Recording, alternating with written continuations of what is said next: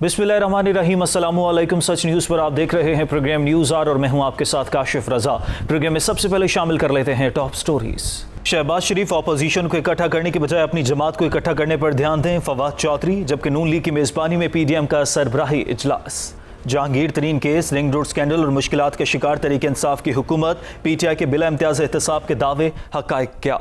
अफगानिस्तान में क़याम अमन पाकिस्तान और ख़त्ते के लिए नागज़ीर। अफगानिस्तान में अमन पाकिस्तान का किरदार अहमियत का हामिल। ऑलरेडी जी टॉप स्टोरीज आप जान चुके हैं और मुल्क की सियासी सूरत हाल की एक तो हम बात करेंगे क्योंकि PDM एक बार फिर से मुतहर्रिक होने जा रही है। आज PDM का सरबराही इजलास हुआ और साथ ही साथ हुकूमत की जानिब से भी एक बार फिर से तनकीद का सामना रहा। फवाद चौधरी ने कहा कि शहबाज शरीफ अपोजिशन को इकट्ठा करने के बजाय अपनी जमात को इकट्ठा करने पर ध्यान दें। अब PDM ये कोशिश तो कर रही है कि पाकिस्तान पीपल्स पार्टी ANP जो है वो एक बार फिर से PDM का हिस्सा बन जाएं और साथ ही साथ पाकिस्तान पीपल्स पार्टी के कुछ तहफ़्फ़ुज़ात भी हैं। लेकिन सवाल यह भी पैदा होता है कि आया कि PDM का कुछ फ़ायदा है भी या नहीं, क्योंकि जिस प्रेशर को बिल्ड करने के लिए PDM मुतहर्रिक थी, तमाम जमातें इकट्ठी हुई थी, उस तरह का प्रेशर तो बिल्डअप हो नहीं सका। आपस में ही इख्तलाफात जन्म लेने लगे और पाकिस्तान पीपल्स पार्टी भी गालिबन तब तक PDM का हिस्सा नहीं बनेगी जब तक उसको PDM से कुछ फ़वाइद नज़र नहीं आते, कुछ अपने मफादात नज़र नहीं आते। एक तो हम इस पर बात करेंगे कि सरबराही इजलास के हवाले से भी और साथ ही साथ PDM के मुस्तकबिल के हवाले से भी। और फवाद चौधरी साहब के साथ साथ बिलावल भुट्टो ने यह कहा है कि अवाम दुश्मन PTI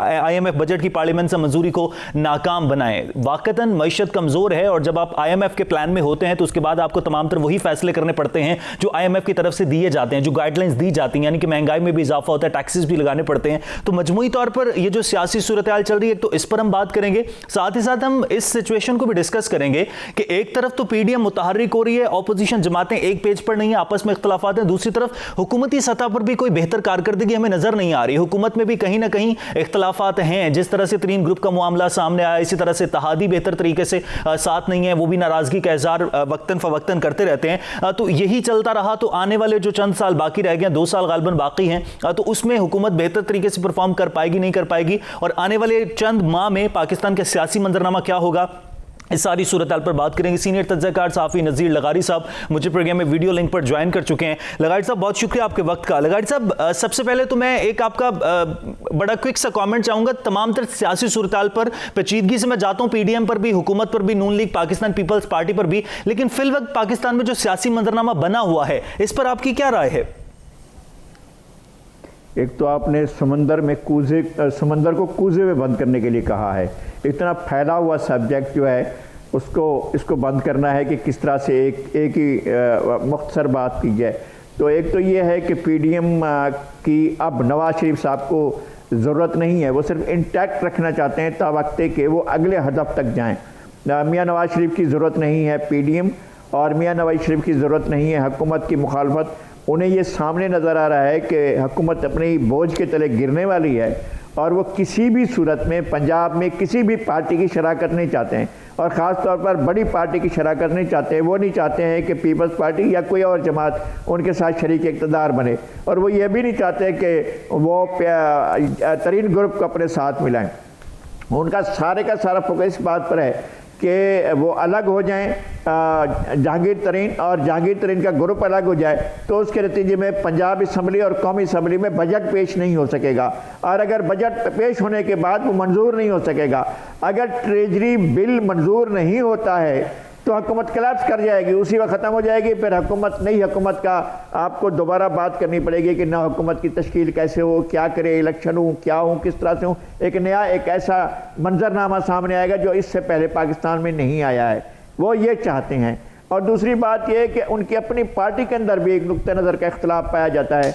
मियाँ शहबाज शरीफ चाहते हैं कि इतने ज़्यादा इंतहा पसंदी की लाइन अख्तियार न की जाए, लेकिन एक तरफ और बात भी है कि मियाँ नवाज शरीफ इस्टेब्लिशमेंट से एक हद तक डील कर चुके हैं जिसके नतीजे में शायद उनको यकीन दहानियाँ कराई गई हैं कि आपके मसाइल और मुश्किलात हल हो जाएंगी। इसी वजह से मरीम नवाज़ ने यह कहा था कि जी हुकूमत को 5 साल पूरे करने चाहिए, लेकिन वो 5 साल पूरे करने देना चाहते भी नहीं है। दूसरी बात यह है कि PMLN की एक ख्वाहिश ये है जो PMLN की अदर दैन मियाँ शहबाज शरीफ, जो बाकी PMLN है, मियाँ नवाज शरीफ, मरीम नवाज़, शाहिद खाकान अब्बासी और दीगर लोग जो हैं वो ये चाहते हैं कि पीपल्स पार्टी पंजाब में ना आए और पंजाब में उसका कोई सियासी किरदार नहीं होना चाहिए।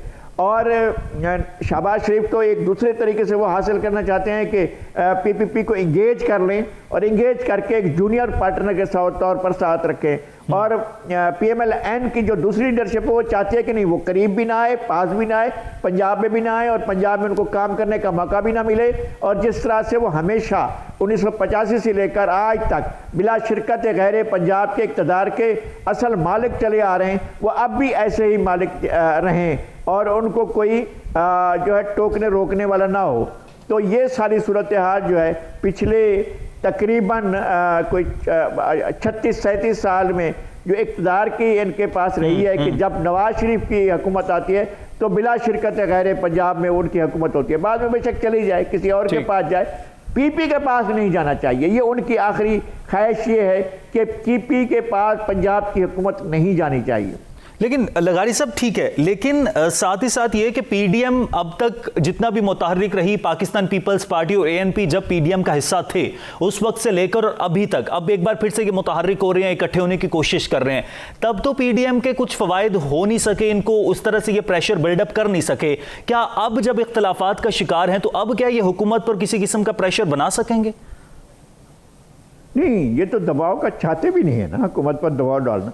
वो पीडीएम का रिवाइवल क्यों चाहते हैं, वो पीडीएम को क्यों असल में बात क्या थी? पीडीएम का पहला नुक्ता ये था कि धांधली के इलेक्शन हुए हैं और इलेक्शन में रिगिंग हुई है और इलेक्शन में जो है वो एक ऐसी कठपुतली हुकूमत लाई गई। पहला नुक्ता ये था ना पीडीएम का, लिहाजा इस हुकूमत को नहीं मानते।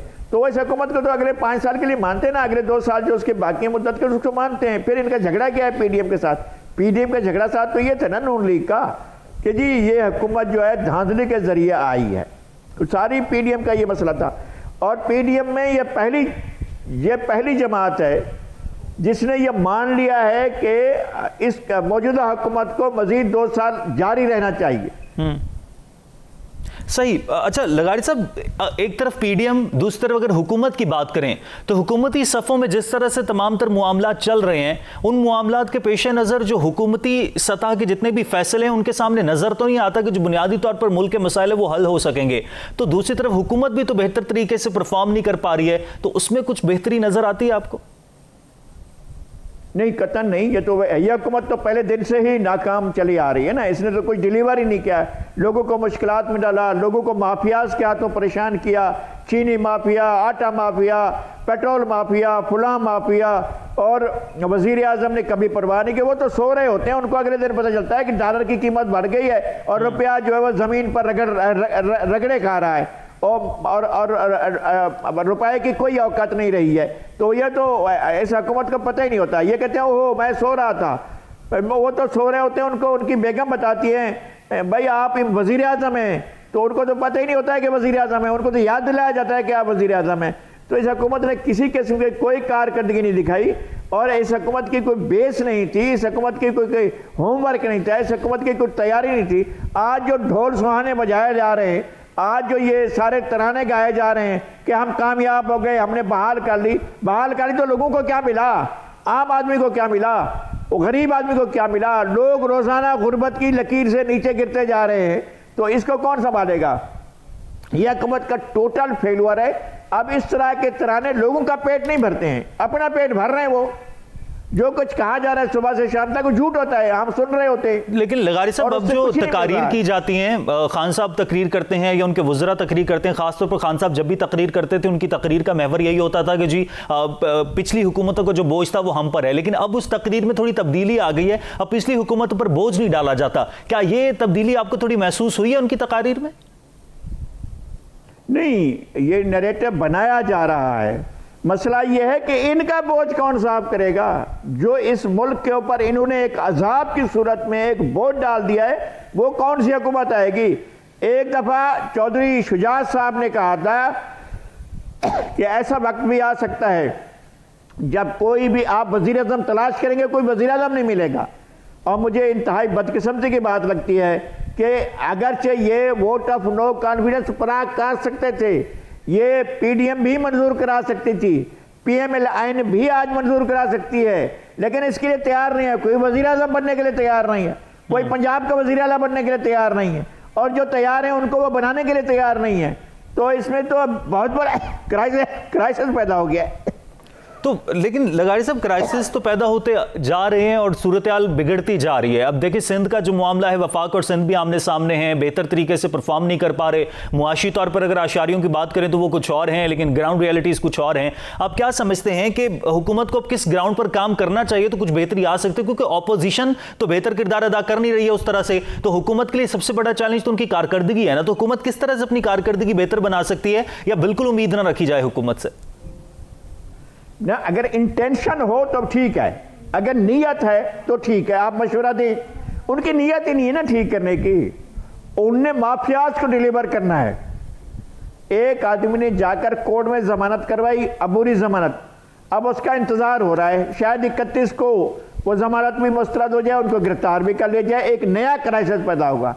और नए क्राइसिस के पैदा होने के बाद जो अभी जो नज़ीर चौहान के खिलाफ मुकदमा दर्ज करवाया है शहजाद अकबर साहब ने, और इधर उन्होंने नज़ीर चौहान ने ऐलान किया है कि मैं दाता दरबार से जो है वह गिरफ्तारी पेश करूंगा। अब आप एक नए दमादम मस्त कलंदर में जा रहे हैं। वो दमादम मस्त कलंदर किस तरह का होगा, कैसा होगा, क्या नताए जाएंगे, ये तो आपके सामने खुलकर आ रहा है। इसी महीने, यानी इस महीने के अख्ताम पर या नए महीने के आगाज पर बड़े नए तमाशे मिलेंगे। तो जब नए क्राइसिस आएंगे, नई सिचुएशन प्रिवेल करेगी, तो फिर सियासी तौर पर भी पारा हाई हो जाएगा। तो यानी कहने का मतलब यह है कि अब आने वाले वक्त में सियासत में गहमागहमी मजीद बढ़ने वाली है।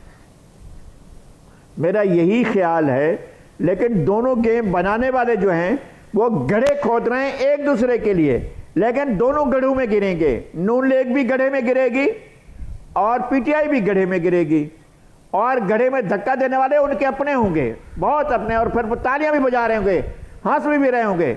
जो आज नवाज शरीफ साहब को वहां लंदन में बिठाकर यहां पर एक माहौल ऐसा पैदा करा रहे हैं, वही तालियां बजाएंगे कि नवाज शरीफ की पार्टी कुएं में गिरी है, कुएं में गिरी हुई है।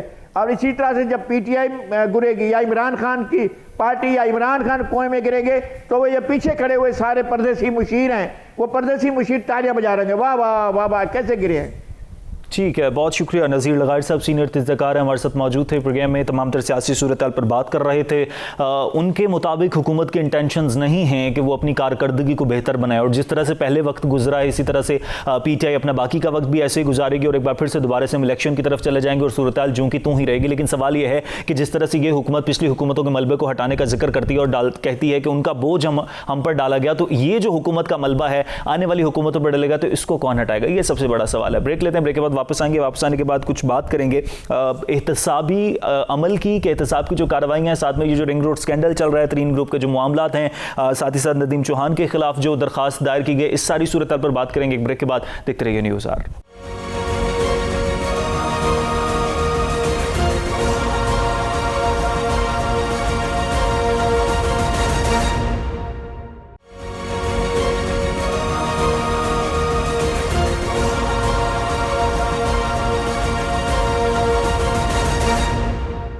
ऑलराइट जी, वेलकम बैक। ब्रेक के बाद वापस आने का शुक्रिया। पाकिस्तान तहरीक इंसाफ जब इक़्तिदार में आई थी तो उन्होंने करप्शन के खिलाफ कार्रवाइयाँ करने का नारा बुलंद किया था, और साथ ही साथ एहतसाब के अमल को उन्होंने तेज़ कर दिया था। लेकिन बदकिस्मती से पाकिस्तान में एहतसाब का अमल हमेशा से ही मुतनाज़ा रहा है। पहले ये सवाल पैदा होता था जी, हुकूमती बेंचेस में जो लोग बैठे हैं उनके खिलाफ कार्रवाइयाँ अमल में नहीं लाई जाती, सिर्फ अपोजिशन को निशाना बनाया जाता है। लेकिन हुकूमती बेंचेस के साथ साथ जो हुकूमती सफ़ों में खासतौर पर हुकूमत के जो अपने पसंदीदा लोग थे उनके खिलाफ भी केसेस आगाज़ हुए, केसेस शुरू हो गए। और अगर अब करंटली सूरत हाल की बात की जाए तो जहांगीर तरीन केस अभी चल रहा है, गिरफ्तारी की कयास सराइयों पर तरीन ग्रुप भी तशवीश का इजहार कर रहा है। साथ ही साथ जो है रिंग रोड स्कैंडल में मुश्किलात मजीद बढ़ गई हैं। तहरीक इंसाफ की हुकूमत के लिए जो मुश्किलात में लग ये रहा है कि आने वाले वक्त में इजाफा हो जाएगा। और अगर रिंग रोड स्कैंडल की जो रिपोर्ट सामने आई उसमें जिस तरह से जो नाम मेंशन नहीं किए गए, अगर उस हवाले से यही सारी सूरत हाल चलती है, जहांगीर तरीन उससे बरी हो जाते हैं, तो उसके बाद फिर हुकूमत के लिए मुश्किलात में मजीद इजाफा हो जाएगा। लेकिन पॉइंट ये है कि पाकिस्तान में जो एहतसाब का अमल है वो हमेशा से क्यों मुतनाज़ा रहता है? हमेशा से जब भी कोई कार्रवाई अमल में लाई जाती है तो हमेशा वो क्यों तनाज़ात का शिकार हो जाती है? कानूनी तौर पर क्या लूप होल्स हैं, उस पर हम बात करेंगे। क्या तरामीम होने की ज़रूरत है, उस पर बात करेंगे। और अभी जो सारे केसेस चल रहे हैं इसके हवाले से फैसले तो आएंगे, लेकिन सियासी तौर पर जो चीज़ें चल रही हैं उनके क्या नताइज हो सकता है इन तमाम तर केसेस में, इस पर बात करने के लिए अजहर सदीक साहब माहिर कानून है, मुझे प्रोग्राम में वीडियो लिंक पर ज्वाइन कर चुके हैं। साहब बहुत शुक्रिया आपके वक्त का। अजहर साहब, सारे केसेस को आप बखूबी जायजा भी ले रहे हैं, मुख्तलिफ शोज़ में आपने इस पर बात भी की है। अभी जो जहांगीर तरीन केस है है, साथ साथ रिंग रोड स्कैंडल है। इन सारे केसेस का आप किस तरह से एनालिसिस करेंगे, और साथ ही साथ जो रिंग रोड स्कैंडल है उसके हवाले से हुकूमत के लिए जो मुश्किलात है वो बढ़ती जा रही हैं, क्या वाकईतन हुकूमत के लिए मुश्किलात बढ़ सकती हैं इसमें आगे जाकर? देखिए, एक बात तो बड़ी वाज़ेह है कि मैं तकरीबन गुज़श्ता कोई 30-32 साल से सारे मामलात को मैं देख रहा हूँ। मैं पहली दफ़ा देख रहा हूँ कि हुकूमत वक्त के ख़िलाफ़ भी कोई हमारा एहतसाब का इदारा जो है, वो चाहे नैब की शक्ल में हो या FIA की शक्ल में हो या एंटी करप्शन की शक्ल में, वो हरकत में आया है। तारीख में ऐसी मिसाल नहीं मिलती। और आपको पता है, वो चार्टर ऑफ डेमोक्रेसी के नाम पर और फिर कानून और आइन में तरमीम करके चेयरमैन नैब, प्रोसिक्यूटर जनरल अपनी मर्जी के leader of the house, opposition leader के साथ मिलकर तैनात इसलिए किए जाते थे कि वो एक दूसरे को पूछे ना। इसकी इब्तदा अगर देखा जाए तो इब्तदा शुरू होती है, वो क्रेडिट जाता है हमारी पाकिस्तानी अदालतों को 2016-17 के अंदर के मैंने सबसे पहले मामला 56 कंपनियों को उठाया, मैं नैब में आया और 56 कंपनियां शहबाज शरीफ और नवाज शरीफ इन सब ने बनाई थी और उस पर काम शुरू हुआ। और उसके साथ साथ एक पर्चा जो खास है, वो चौधरी निसार के दौर में फेक अकाउंट केस का पर्चा कराची के अंदर आसफ अली जरदारी, अनवर मजीद वगैरह उनके खिलाफ दर्ज हुआ, लेकिन उसे रद्दी की टोकरी में रख दिया गया। सुप्रीम कोर्ट ने इसका मामले का खुद नोटिस दिया, वहां से मामला शुरू होता है। चीफ जस्टिस साकिब निसार साहब ने जो एहतसाब का अमल है, इस गवर्नमेंट के आने से पहले वो शुरू हो चुका था और वो उस लाइन से अब पीछे हटा नहीं जा सकता था। इमरान खान की गवर्नमेंट चाहती कि वो अपने लोगों को बचाना, तो वो बचाना मुश्किल था और नामुमकिन था, क्योंकि सेट जो पैटर्न था कर दिया। लेकिन क्रेडिट हमें जरूर देना चाहिए। हमने मिसाल देखी, अलीम खान की देखी, सप्तान खान की देखी, बाकी इंक्वायरियां जितनी भी हैं, जो मर्जी कहते रहे, मेट्रोज की इंक्वायरियां, मुझे पता है ना कि मैंने कितने मामलात को छेड़ा और कितने मामलात में नैब इससे पहले कभी हरकत में आता था। ये पनामा का केस सुप्रीम कोर्ट में जाने से पहले मैंने यह नैब में लेके गया, मैं हाई कोर्ट में लेके आया, हाई कोर्ट ने फुल बेंच बनाने के ऑर्डर भी किए, फुल बेंच ना बन सका, डिवीजन बेंच से पनामा केस तो बाद में शुरू हुआ। तो ये है वो बुनियाद जो बुनियादी तौर पर रखी जा चुकी है, इससे बैकफुट पे अब कोई आ नहीं सकता। इमरान खान चाहे भी तो नहीं आ सकते। और यही वजह है कि रिंग रोड का मामला जैसे ही सामने आया, फौरी तौर पर इदारे हरकत में आया। हमारी ब्यूरोक्रेसी ने चुप छुपा के भी अगर बचाने की कोशिश की, वो बचाना मुश्किल हो गया और मामला उन्होंने रेकमेंड कर दिया खुद नैब को। मैंने बाकायदा खुद कंप्लेंट के नैब को भेजी है कि इसमें बचना नहीं चाहिए। और जहां तक शुगर स्कैंडल वाला मामला है, शुगर के स्कैंडल में भी के लिए जो कि बहुत ताकतवर लोग हैं, ये कभी अपोजिशन में, कभी गवर्नमेंट के अंदर, यानी हर दौर में इनका तूती बोलता है और हम सारा देखते हैं। तो मैंने फिर नैब को बाकायदा चौधरी गुलाम हुसैन की तरफ से लिखा कि वो नैब सेक्शन 18 के तहत सारे मामले अपने पास ले जाए। जहां तक है इंक्वायरी और इन्वेस्टिगेशन वो पूरे पाकिस्तान में हो रही है, कराची में भी हो रही है, KPK में, लेकिन इसको कंट्रोवर्शियल बनाने के लिए जहांगीर तरीन को खड़ा किया गया। जहांगीर तरीन कोई मैटर्स नथिंग, असल तो उसके पीछे वो ग्रोह और वो ग्रुप है जो आसफ अली जरदारी ने सेनेट के इलेक्शन में कहा था कि वोट उन्होंने खरीदे हैं। फिर मरियम नवाज ने आके कहा था कि नहीं यार, टिकट चले हैं या नोट नहीं चले हैं। ये हम सारा कुछ देखते रहे हैं रिकॉर्ड के अंदर, हमने ये सारी चीजें देखी हैं कि ये कहा गया था नोट नहीं, यहां पर टिकटें चली हैं, नोट नहीं या टिकटें चली हैं। ये मामला मरियम नवाज ने अपनी प्रेस कॉन्फ्रेंस के अंदर और ये बावाज़ तौर पर कहा था। और ये जो अभी जहांगीर तरीन के साथ जो टोला या ग्रुप, सॉरी मादर के साथ जो खड़ा है हम ख्याल ग्रुप, ये जहांगीर तरीन के साथ नहीं है, ये बुनियादी तौर पर सियासी जमातों के साथ है जो चाहते हैं कि कंप्रोमाइज शुरू हो। जहांगीर तरीन में अगर कंप्रोमाइज होगा तो उसका एडवांटेज ऑलरेडी होगा। एक फायदा तो हो चुका, जस्टिस काजी फाइसा के केस में अब देखा जाए वो मामला नेशनल काउंसिल भी नहीं अभी तक देख पा रही, वो देखती है नहीं, नैब का इख्तियार है या नहीं है, उसका भी फायदा लेने की कोशिश की जाएगी। ये मामला है कि अगर जहांगीर तरीन के मामलों में अगर मौजूदा गवर्नमेंट ने कंप्रोमाइज कर दिया तो इसका नुकसान ये होगा कि पूरे के प्रोसेस के ऊपर उंगलियां उठ जाएंगी, सवाल उठेंगे। लेकिन अज़हर साहब, इससे पहले भी तो तमाम तर जितने भी केसेस चल रहे थे, एहतसाब की जितनी भी कार्रवाई हो रही थी, उनमें सवालात और उंगलियां तो उठ रही थी। लेकिन इसके बाद जो इतना बड़ा क्राइसिस आएगा इस सारे मामलात में, हुकूमत के लिए जो मुश्किलात बढ़ेंगी, फिर हुकूमत क्या उसको टैकल कर पाएगी? फिर कानूनी तौर पर कोई हुकूमत के पास ऑप्शंस मौजूद होंगे या क्या सूरत-ए-हाल क्या हो जाएगी फिर? अच्छा देखिए, मैं एक बात तो मैं बड़ी क्लियर कर दूं, हमारे यहाँ ये कॉन्सेप्ट बनाया हुआ है कि जनाब अपना इतने रेफरेंस दायर हो गए, रिकवरियां नहीं हो रही। अभी तक 2 केसों के अंदर सजाएं हुई हैं, एवन फील्ड और अल अजीजिया के अंदर।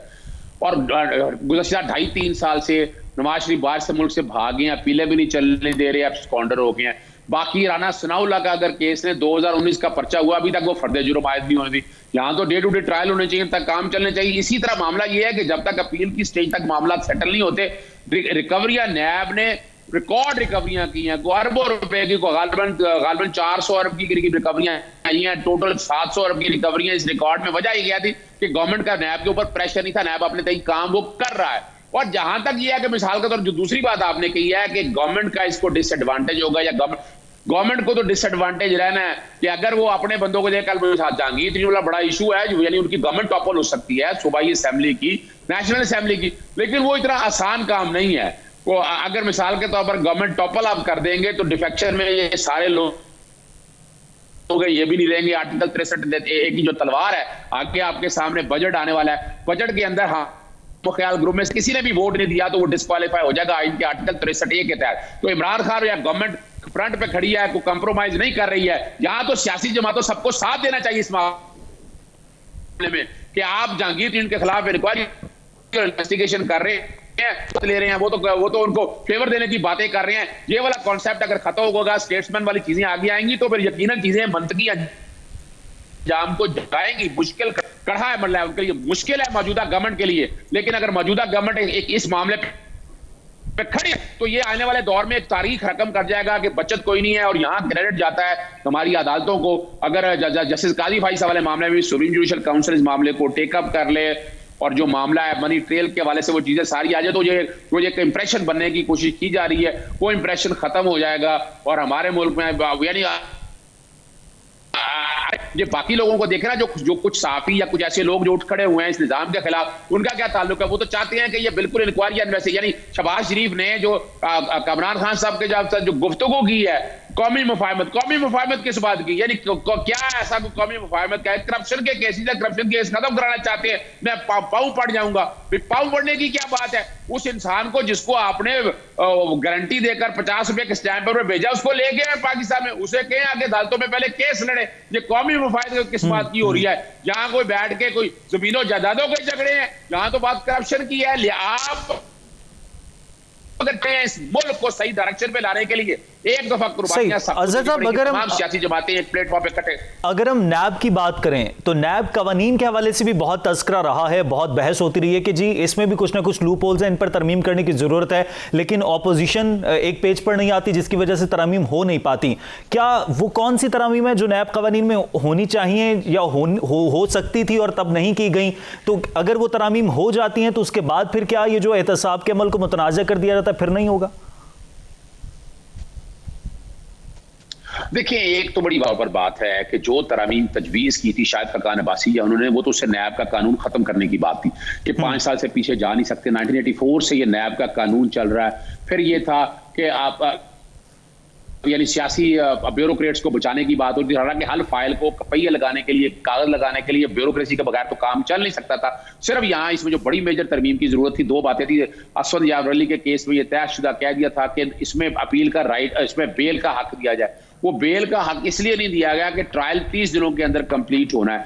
यहाँ हमारे यहाँ सबसे जो मेजर काम है ना कि इन्वेस्टिगेशन और उसके हवाले से रूल्स बनने की जरूरत है। तरामी में ट्रायल को जो है ना उसको स्पीडी करने के हवाले से अदालतें, नैब की अदालतें ज्यादा बनाए, वो अदालतें ज्यादा बनाएं। और हमारे यहाँ जो बिजनेस कम्युनिटी है ना, जो बिजनेस कम्युनिटी को ज्यादा खौफ और डर वो वाकई वो है कि वो गलती सियासतदान ने की हो और बिजनेसमैन को कसूर ना हो तो अल्टीमेटली उसको भी डिसएडवांटेज मिलता है। वहां तरामीम की जरूरत है। मैंने सुना है कि ऑर्डिनेंस के कुछ तरामीम जो है नेशनल असेंबली के टेबल कर दी गई हैं या पास होने वाली या पास हो चुकी हैं। अगर वो हो जाएंगी, लेकिन अपोजिशन जो चाह रही है वो ड्रास्टिक चेंजेस चाह रही है। वो चाह रही है कि उनके खिलाफ जितने केसेस हैं, चाहे मनी लॉन्ड्रिंग के हैं या बाकी हैं, वो सारे बंद हो जाए। वो शायद इतना मुमकिन ना हो सके। अब मौजूदा गवर्नमेंट की सेनेट के अंदर भी अक्सरियत मौजूद है। आपके सामने CPAC एक्ट हुआ बड़े अरसे से, नेशनल असेंबली तो पास करा लेकिन सेनेट में पेंडिंग पड़ा हुआ था। अब वो CPAC एक्ट सेनेट ने पास करा लिया है। तो अब भी जरूरत इस अमर की है कि वो जो कमियां कोताहियां रह गई हैं डे टू डे ट्रायल के हवाले से, अगर रूल्स बनने वाले हैं, रूल्स बन जाएं, बिजनेसमैन को बचाना है, उसके हवाले से अगर बेल की को प्रोविजन देनी है वो सामने आ जाए। और प्राइवेट लोगों के हवाले से अगर कोई डिसएडवांटेज है या मिसाल के तौर पर प्ली बार्गेन के हवाले से मामला, वॉलंटरी रिटर्न के हवाले से कुछ चीजें पेंडिंग पड़ी हैं, उनमें तरामीम अगर हो जाए तो वो बेहतर नताइज दे सकती है। सही। अजहर साहब, आखिर में जहांगीर तरीन केस जो चल रहा है उसमें गिरफ्तारियों के हवाले से जो तरीन ग्रुप है वो काफ़ी तशवीश का इजहार कर रहा है। क्या सराहियां भी की जा रही हैं कि गिरफ्तारी अमल में हो आ सकती है। गिरफ्तारी अमल में आ जाती है तो क्या होगा, अगर गिरफ्तारी अमल में नहीं आती तो क्या होगा? अच्छा, पहले तो मैं बता दूं, ये तशवीश का ये जो पॉइंट उठा रहे हैं ना, उसमें वैल्यू नहीं है। वैल्यू इसलिए नहीं है कि जहांगीर तरीन साहब ने जो FIR हुई है उस पर बेल बिफोर अरेस्ट कराई हुई है, 2 जगह से कराई हुई है, बैंकिंग कोर्ट से भी कराई है और सेशन कोर्ट से भी कराया है। ये तो एक ड्रामा जनरेट किया जा रहा है ताकि किसी ना किसी तरह से तमाम शुगर माफिया के अगेंस्ट ये इंक्वायरियां बंद हो जाए। वो मैं नहीं समझता बंद हो सकती, और मैं डिमांड कर चुका हूं पहले भी कि सेक्शन 18 के तहत नैब इस सारे मामले को ले जाए, और नैब जब ले जाएगा तो फिर आपको गिरफ्तारियां की है कि नैब का तो तरीकाकार और है ना। नैब के पास तो फिर 90 दिन का रिमांड का मौजूद है, सेक्शन 18 के तहत इंक्वायरी होनी है, और उस प्रोसेस में फिर वो 90 दिन के रिमांड, फिर बेल मुश्किल है। FI के कानून में तो जमानत इतना मुश्किल काम नहीं है, और FI के प्रोविजन को सामने रखते या मनी लॉन्ड्रिंग को सामने रखते जो कि नीचे लोअर कोर्ट का इख्तियार है जमानत देने का, तो ये तो एडवांटेजेस मौजूद है। वो जो गिरफ्तारियों का शोशा छोड़ा जा रहा है वो इसलिए छोड़ा जा रहा है ताकि वो जो मामला था ना वो खत्म हो सके। आपने अली जफर के हवाले से एक पैरेलल कोशिश की उन्होंने कि एक कमेटी बना दी जाए। वो कमेटी जो है ना वो इंटरफियर तो नहीं कर सकती ना इन्वेस्टिगेशन और इंक्वायरी के प्रोसेस के अंदर। कानूनी तौर पर तो अगर कोई चीज है, कोई GIT बना दी जाए तो तब तो बात समझ में आती है, लेकिन बजाय मैं नहीं समझ।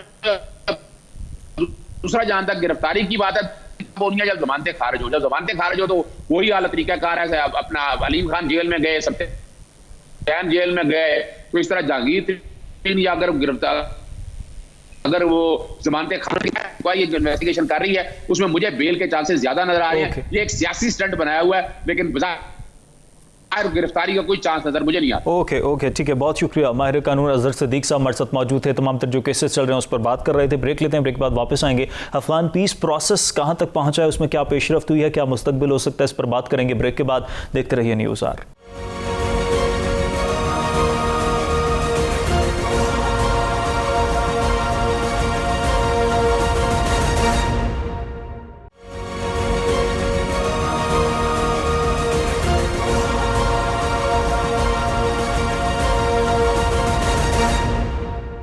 ऑलराइट जी, वेलकम बैक। ब्रेक के बाद वापस आने का शुक्रिया। और पाकिस्तान खत्ते में बहुत अहमियत का हामिल है, और ख़ास तौर पर अफ़गान अमन अमल में पाकिस्तान का बड़ा अहम किरदार रहा है। अमेरिका अफ़गानिस्तान से अपनी फ़ौजों का इनखला चाहता है, और अफ़गानिस्तान में अमन के लिए अमेरिकी फ़ौज का इनखला कहीं ना कहीं ज़रूरी भी है, लेकिन साथ ही साथ ये भी ज़रूरी है कि पुरअमन तरीके से अफ़गान अमल जो है वो अपने इख्तिताम तक पहुँचे। लेकिन इस हवाले से बहुत सारे इजलास हुए, तालिबान के साथ भी मीटिंग्स हुई, अफ़गान हुकूमत के साथ भी इस हवाले से मुज़ाकरात होते रहे, लेकिन मामला जो हैं वो इख्तिताम तक पहुँच नहीं पा रहे हैं। किसी तरीके से सूरत हाल क्लियर हो नहीं पा रही है। तो हम इस पर बात करेंगे कि सूरत हाल को किस तरह से क्लियर किया जा सकता है। साथ ही साथ हम अमेरिका के किरदार की भी बात करेंगे, क्योंकि पाकिस्तान और अमेरिका के दरमियान भी ताल्लुकात बेहतर हैं। अमेरिका अफगानिस्तान से इनखला चाहता है, लेकिन एट द सेम टाइम वो पाकिस्तान के किरदार का मोतरफ भी है। लेकिन साथ ही साथ ये भी ज़रूरी है कि कहीं ना कहीं अमेरिका के और पाकिस्तान के दरमियान कुछ ऐसे मामलात हैं जिनको हल करना बहुत ज़्यादा ज़रूरी है। खासतौर पर अगर हम भारत के मसले की बात करें, साथ ही साथ अगर हम फ़लस्तीन के मसले की बात करें, तो अगर पाकिस्तान का किरदार अफगान अमन अमल में बहुत अहम है, तो क्या पाकिस्तान इस बात पर अमेरिका को फोर्स कर सकता है कि वो कश्मीर के मामले को हल करवाए, साथ ही साथ फ़लस्तीन के मसले को हल करवाए? तो एक तो हम इस पर भी बात करेंगे, और साथ ही साथ पाकिस्तान के किरदार की भी बात करेंगे कि पाकिस्तान का किरदार कितना अहमियत का हामिल है। और इसी सेगमेंट के आखिर में हम पाकिस्तान के सिफारती महाज की भी बात करेंगे कि पाकिस्तान सिफारती महाज पर कितना कामयाब हो सका है। पाकिस्तान तरीके इंसाफ सिफारती महाज पर जो उनकी पॉलिसीज़ रही हैं वो कितनी बेहतर रही हैं, कितनी कामयाब रही हैं। इस सारी सूरत हाल पर बात करने के लिए माहिर बैनुल अक़वामी उमूर जावेद राना साहब मुझे प्रोग्राम में वीडियो लिंक पर ज्वाइन कर चुके हैं। राना साहब, बहुत शुक्रिया आपके वक्त का। राना साहब, सबसे पहले तो मैं आपसे जरा ओवरव्यू चाहूँगा थोड़ा सा इस सारी सूरत हाल के। जो अफगान अमन अमल शुरू हुआ उसके बाद अभी तक कोई इसका हल निकल नहीं पाया। अमरीकी फ़ौज का इनखला, अमरीका चाहता भी है कि फ़ौजों का पुरअमन तरीके से इनखला हो जाए, लेकिन चीज़ें कहीं ना कहीं फाइनल हो नहीं पा रही हैं। तो इसका थोड़ा ओवरव्यू दीजिएगा कि इस वक्त क्या सिचुएशन क्या चल रही है, अभी क्या करंट सूरत हाल है? देखें, ये अफ़गान पूरे का पूरा जो अमन का प्रोसेस था वो 2 मरहलों में था। एक मरहला ये था कि अमेरिकन जो हैं 1 मई 2021 तक यहाँ से चले जाएंगे। उन्होंने इसको एक्सटेंड किया थोड़ा सा, सितंबर 11 तक चले गए। मेरा ख्याल है तालिबान इस चीज़ को बर्दाश्त कर रहे हैं। और दूसरा हिस्सा ये था कि अफ़गान गवर्नमेंट के साथ और बाकी जो यहाँ पे एथनिक ग्रुप्स हैं उनके साथ मुज़ाकरात किए जाएंगे और एक जो अबूरी हुकूमत जो है तश्कील पाएगी। अब मसला ये आ गया है कि ये एक अजीब पीस प्रोसेस है जिसमें तालिबान ने अपनी टर्म्स एंड कंडीशन जो हैं वो डिक्टेट की हैं अमेरिकन को, और अमेरिकन जो हैं चूँकि बुरी तरह हार गए और ये 40-42 मुल्कों की फ़ौज थी, तालिबान ने उनको एग्जॉस्ट आउट किया है। इस वक्त उनके पास 70 to 75% टेरिटरी जो है वो उनके कंट्रोल में है, और तालिबान के जो नेबरिंग हम डिस्ट्रिक्ट्स हैं उनके ऊपर उन्होंने कब्जा कर लिया और दिन ब दिन वो आगे बढ़ते जा रहे हैं।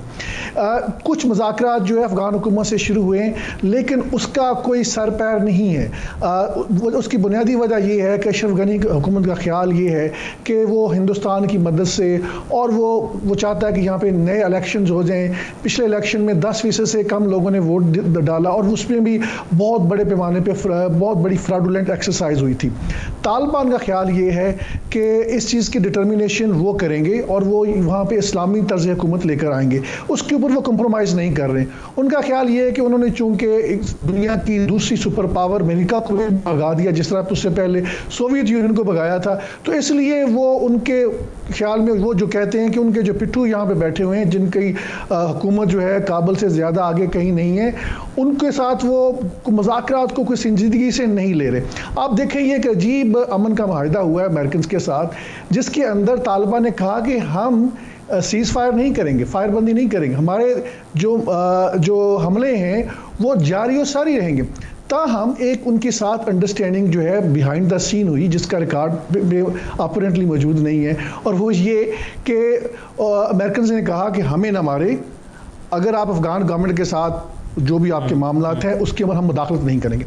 इसका मतलब ये है कि अफ़गान हुकूमत को अमेरिका ने अफ़गान हुकूमत को तालिबान के रहमो करम पे छोड़ दिया है।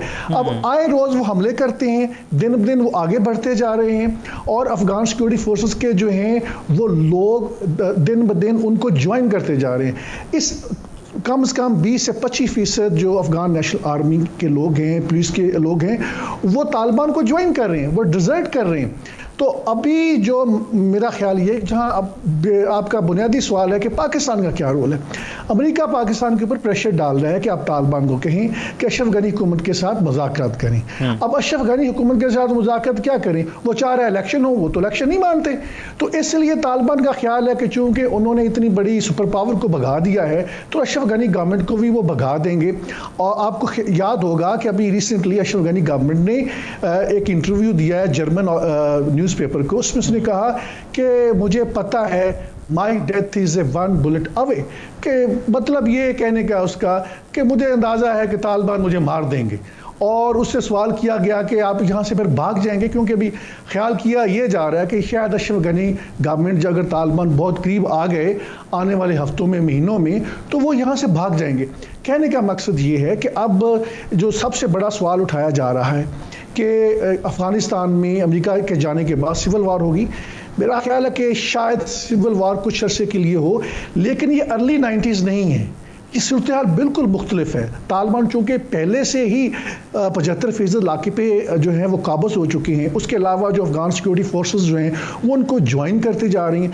जैसे अमेरिका यहाँ से मुकम्मल तौर पर उसका अखराज होगा, मेरे ख्याल में तालिबान को अफ़गानिस्तान के ऊपर, पूरे अफ़गानिस्तान पे हुकूमत करने के लिए अब वो मुश्किलात दरपेश नहीं होंगी।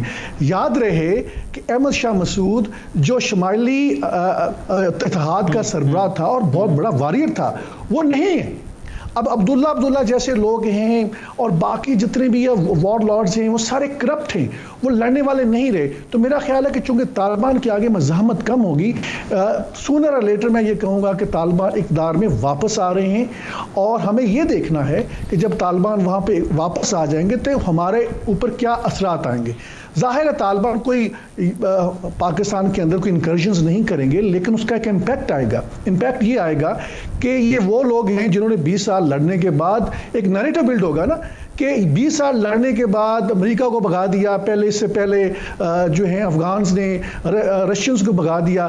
तो अब लोग, इनका जो जुडिशल सिस्टम है, जो इनकी एडमिनिस्ट्रेशंस हैं, जिसके बारे में 20 साल पहले यूएन ने कहा कि जो ड्रग का लेवल है वो ऑलमोस्ट 1 to 2% आ गया था तालिबान के दौर में। तो फिर इसका मतलब है राना साहब, अफगान पीस प्रोसेस में अभी तक पाकिस्तान का जो किरदार रहा, तालिबान और अमेरिका को एक मेज पर लेकर आए, पाकिस्तान ने बड़ा अहम किरदार अदा किया। उसके बाद अब अमेरिका जिस तरह से आप भी बता रहे हैं कि ये फोर्स कर रहा है कि अफगान हुकूमत और तालिबान के दरमियान डायलॉग हो सके, लेकिन सूरत हाल एकदम मुख्तलिफ है। तो अभी तक जो तमाम तर डायलॉग हुए उनके फिर क्या नतीजे? सिर्फ अमरीकी फौज का इनखला ही हो सकेगा, फिर अफगान पीस प्रोसेस, फिर ये प्रोसेस अपने इख्तिताम तक उस तरह से नहीं पहुंच सकेगा जो नताइज इसके एक्सपेक्ट किए जा रहे थे? देखिए, अमेरिका को इस चीज़ से गरज नहीं है कि अफगान हुकूमत के साथ क्या होता है। हमारी पाकिस्तान की अपनी बहुत लिमिटेशंस है, हमारा तालिबान के ऊपर एक हद तक 12 जो है असर रसूख है, लेकिन वो हमारी हर बात तो नहीं मानते। अब पाकिस्तान कहेगा कि अशरफ गनी हुकूमत के साथ मुज़ाकरात करो और इलेक्शन पे आ जाओ, आप इस्लामी हुकूमत पे कंप्रोमाइज़ करें, तो वो नहीं करेंगे ना। अब उन्होंने जाने दी हुई हैं और 20 साल से लड़ रहे हैं, तो तालिबान हमारी बात को सुनने के लिए तैयार नहीं है। अब देखिए इस वक्त जो खित्ते की सूरत हाल क्या है, खित्ते की सूरत हाल ये है जो बड़ी क्रेडिबल रिपोर्ट्स हैं कि ईरान है, रशिया है, चाइना है, पाकिस्तान है, ये सारे तालिबान को सपोर्ट कर रहे हैं। उसकी वजह यह कि हमारी बहुत मजबूरी है। वहाँ हिंदुस्तान ने बहुत सारे मिलिटेंट ग्रुप पाल रखे हुए हैं जो पाकिस्तान के अंदर दहशतगर्दी करते हैं, इसलिए किसी दर्जे में हमारा उनके ऊपर इन्फ्लुएंस है, किसी दर्जे में हो सकता है हमने सपोर्ट भी की हो। ईरान जो है वो वेपन्स प्रोवाइड कर रहा है, ये अमेरिकन का इल्ज़ाम है। ईरान की मजबूरी ये है कि दैश जो है अफगानिस्तान में के अंदर बैठी हुई है। रशिया भी वेपन्स जो है उनको प्रोवाइड कर रहा है। रशिया की मजबूरी ये है कि दैश जो है उनको भी थ्रेट है कि अमेरिका जो है इसको बिहाइंड द सीन स्पॉन्सर कर रहा है और ये हमारे खिलाफ आ सकते हैं। तो इस वक्त इस खित्ते में जितने भी ममालिक हैं उनकी बहुत मजबूरी है कि तालिबान को ना सिर्फ बर्दाश्त करें बल्कि कबूल भी करें और इस पूरे पीस प्रोसेस में उनको फैसिलिटेट करें। पाकिस्तान ने जो रोल अदा करना था कर लिया, लेकिन अभी फ्रैंकली स्पीकिंग अमेरिका के सामने जो हमारी अभी भी जो थोड़ी बहुत उनका एक पाकिस्तान के अंदर एक पॉलिटिकल इंटरेस्ट है, उसकी बुनियादी वजह अफगान तालिबान है और उसका वो हमसे कोई कॉमर्स या कोई ट्रेड को एक्सपेंड करने के चक्कर में नहीं है। हमने बहुत सारी उम्मीदें लगाई हुई हैं। उनका इंटरेस्ट ये है किसी तरह हमें पूरी तरह सेफ एग्जिट मिल जाए और किसी तरह जो उनकी बैक की हुकूमत है, अफगान गवर्नमेंट है, उसके साथ तालिबान के मुज़ाकरात हो जाएं। मेरा ख्याल है ये होने वाला नहीं है। जो मुझे लग रहा है मैं कि तालिबान जो है ये काबुल को एक दफ़ा फिर तख्ता उलट देंगे और उसमें खून खराबा होगा। ख़ास तौर पे ये जो अफगान गवर्नमेंट है, इनके लोग जिस तरह इससे पहले नजीबुल्लाह के साथ हुआ था, वो ये लोग जो हैं सारे तितर बितर हो जाएंगे। तो राना साहब, फिर अफगानिस्तान की सरजमीन पाकिस्तान के खिलाफ भारत भी और शरपसंद नासिर भी इस्तेमाल करते आए हैं। ये सारी सूरत हाल जिस तरह से आप कह रहे हैं प्रिवेल करती है, तो उसके बाद भी फिर खत्ते में अमन तो उस तरह से नहीं आ सकेगा। अफगानिस्तान में जो अमन है वो पाकिस्तान के अमन से जुड़ा हुआ है, तो फिर क्या ये हो सकेगा? 20 सालों में तो अमन नहीं आया। हमारे 30-40 हज़ार लोग जो हैं वो शहीद हुए हैं और 75,000 के करीब जो हैं वो लोग ज़ख्मी हुए हैं पूरी जंग के अंदर। और यहाँ पे बलूचिस्तान जिसके अंदर कोई टेररिज्म था, दहशत गर्दी नहीं थी उस अंदाज में, अब सारा उन्होंने जितने बलोच नेशनल आर्मी को स्पॉन्सर किया, ये अमेरिका इसके पीछे है। इसके पीछे जो हिंदुस्तान है, इसके पीछे इजराइल है और इनके बड़े प्लान्स हैं। इन लोगों ने इस मुल्क को दहशतगर्दी का घर बनाने की कोशिश की है। मैं समझता हूँ कि तालिबान इस जो आज से 20 साल पहले जब उनकी हुकूमत थी वो पाकिस्तान के इंटरेस्ट में है। हिंदुस्तान को इस वक्त बड़ा मसला बना हुआ है कि ये जब आ जाएंगे तो जो उनके पाले हुए दहशतगर्द मौजूद हैं अफगानिस्तान के ऊपर, वो उन सबको निकाल पार करेंगे। अब देखिए उसमें तालिबान का जो इंटरनेशनल व्यू है वो हम उस बहस में नहीं जाते, लेकिन पाकिस्तान का ये इंटरेस्ट में है कि तालिबान वहाँ पे वापस आ जाएं, क्योंकि हमारे मुल्क के अंदर जो दहशतगर्दी हो रही है, जो हमारी फ़ौज के ऊपर हमले हो रहे हैं, वो मुझे उम्मीद है इंशाअल्लाह उनके आने के बाद ये चीज़ें ख़त्म हो जाएंगी और दहशतगर्दी का जो पूरे का पूरा निज़ाम बड़े पैमाने पे हिंदुस्तान ने अफगानिस्तान के अंदर कायम किया हुआ है, वो मेरा ख्याल ये है कि अब उसके उखड़ने के दिन आ गए हैं। तो देखिए सूरत हाल किस तरफ चलती है, लेकिन अब अमेरिका इस खित्ते में उनका कोई इंटरेस्ट नहीं है। उनका अब वो पाकिस्तान से जो उन्होंने मुज़ाकरात किए हैं हालिया दौर में, एक उन्होंने ये भी कहा कि हमें यहाँ पे फौजी अड्डे बनाने दें। ऑब्वियसली पाकिस्तान ने तो इनकार कर दिया, लेकिन एक जो वहाँ मसला है वो हमारे लिए बड़ा इरिटेंट है और वो ये कि देखें अब वो कह रहे हैं कि अच्छा उनका जो कंटीजेंसी प्लान ये है कि हम पर्शियन गल्फ और मिडल ईस्ट से अफगानिस्तान के ऊपर काउंटर टेररिज्म ऑपरेशन करेंगे। उस पर मेरा ख्याल पाकिस्तान को उनको ओवरफ्लाइट के राइट्स जो हैं, स्पेस राइट्स, एयर स्पेस के राइट नहीं देने चाहिए। Okay, thank you very much. Javed Rana साहब माहिर बैनुल-अक़वामी उमूर हमारे साथ मौजूद थे, अफगान अमन अमल के हवाले से तफसील से बात कर रहे थे। आज के प्रोग्राम से इजाज़त दीजिए, अल्लाह ने के पान।